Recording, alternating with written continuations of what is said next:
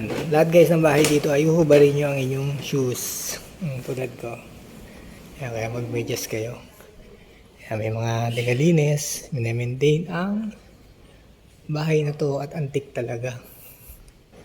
Nakita nyo, narinig nyo naman kanina, talagang may history. Di ba? Yung mga bayani, mga panahon ng Kastila hanggang Hapon.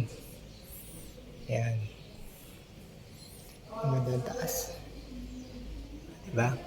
Napakaganda ng kanilang ayong ginawa ni Akusar. Akusar ang name ng may-ari ito guys eh. Talagang binili niya yung mga bahay kasi nga naman, mga antique house. Kasi nga naman, kung doon mo lang siya, kung hayaan mo lang siya nandun sa Maynila, example sa Binondo, yung mga antique house, baka mapaybayaan lang. At least dito, na-preserve. Diba guys, na-preserve sila. Yan, naayos ang bahay, di ba? Kasi kung sa labas to, pwedeng mauga, maubayaan. Dan yung balsa natin. Yan, ganyan. Isa rin mo, no? Yan, parang Oh, picture of ganyan.